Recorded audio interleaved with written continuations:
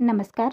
मी प्रीती खंडार रेसिपीजमध्ये तुमचं अगदी मनापासून स्वागत करते. आज पुन्हा घेऊन आलेली आहे काही टिप्स अँड ट्रिक्स जे आपले कठीणातले कठीण काम अगदी सहज आणि सोपे करेल.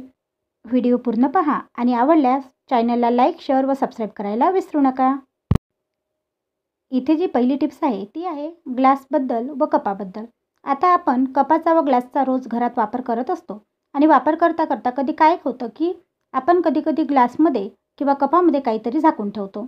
पण जेव्हा आपण झाकून ठेवतो तेव्हा आपण त्याच्यावर ठेवतो प्लेट आणि ही प्लेट कपावर म्हणा किंवा ग्लासवर व्यवस्थित बसत नाही, कारण कपाला अशी दांडी असते आणि दांडीमुळे हे झाकण थोडंसं कलगत बसतं आणि त्याच्यातून माशी, मच्छर असं आतमध्ये जाण्याची शक्यता असते.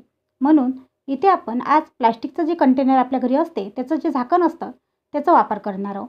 आता मी तुम्हाला कपावर हे ठेवून दाखवते. तुम्ही बघू शकता एकदम व्यवस्थित हे याच्यावर बसतं आणि नंतर मी तुम्हाला हे ग्लासवर सुद्धा बसून दाखवणार. तर बघा, जेव्हा आपण याला ग्लासमध्ये बसवू तेव्हा ग्लासला तर हे एवढं छान फिट बसतं की कोणी म्हणेल की या ग्लासचंच झाकण आहे. नक्की ट्राय करा आणि तुम्ही कधीही या ग्लासमध्ये म्हणा किंवा कपात जर झाकून ठेवाल तर घरी असलेल्या प्लास्टिकच्या कंटेनरचाच यूज करा. आणि आता बघा, मी हे झाकण ग्लासला लावल्याकारणाने ते ग्लास छान असा फिट झालेला आहे आणि म्हणजे एक इथे डबाच तयार झालेला आहे. आता जर आपल्याला बाहेरगावी जायचं असेल तर आपण हा ग्लास सोबतसुद्धा नेऊ शकतो. तुम्हाला ही पहिली टिप्स कशी वाटली कमेंट करून कळवायला विसरू. आता बघा, इथे दुसरी जी टिप आहे ती आहे अशा चहापत्तीबद्दल. आपण चहा रोजच पीत असतो आणि चहा करताना आपण त्याच्यात चहापत्तीचा यूज करतो. चहा झाल्यानंतर आपण काय करतो की ती चहापत्ती जी असते ती फेकून देतो. पण ती फेकून न देता आपण त्याला छान असं वाळून घेणार आहे आणि वाळवल्यानंतर ही जी चहापत्ती आहे हिचा आपण खात म्हणून वापर करूया. आता आपल्या घरी असलेले गुलाबाचे झाडं म्हणा किंवा कोणीही प्रकारची जर झाडं आपण घरी लावत असेल तर त्याच्यात याला खात म्हणून टाका. त्या झाडाला भरपूर अशी फुलं येतात. आणि ही टिप्स तुम्हाला कशी वाटली कमेंट करून कळवायला विसरू नका. आता आपली तिसरी जी टिप्स आहे ती आहे अशा तळलेल्या तेलाबद्दल. आपण घरी भजे म्हणा किंवा काहीतरी तळत असतो आणि तळल्यानंतर त्याच्यामधलं जे तेल उरतं ते मात्र खूप असं काळपट होतं किंवा असं जळलेलं होतं.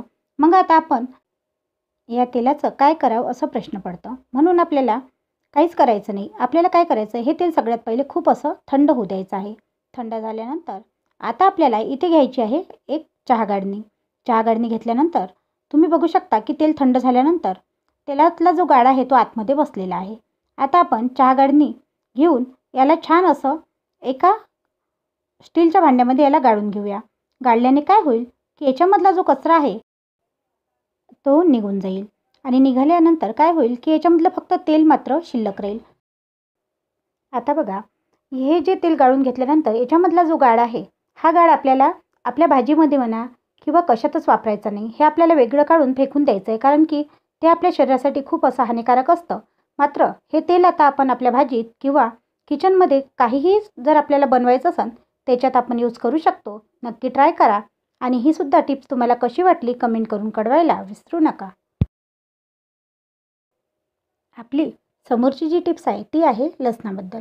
आता आपल्याला लसण सोलणे हे सगळ्यात कठीण असं काम वाटतं, कारण की कसं की जेव्हाही आपण लसण सोलायला गेलो तेव्हा आपल्या नखाला इजा होते किंवा लसण हा पटकन सोलल्या जात नाही. म्हणून आपण आज फक्त एक किसणी वापरून इथं लसूण कसा सोलायचा किंवा लसूण बारीक कसा करायचा ते पाहणार आहोत. तर इथे बघा, मी एक किसणी घेतलेली आहे आणि आता एक लसणाची जी पाकळी असते ती घेते. आता बघा, आपल्याला फक्त काही नाही तर याच्यावर असं याला किसायचं आहे. किसल्याने काय होते की त्याचं जे लसणाचा साल आहे ते अगदी वर राहतं आणि लसूण जो आहे तो छान असा किसला जातो.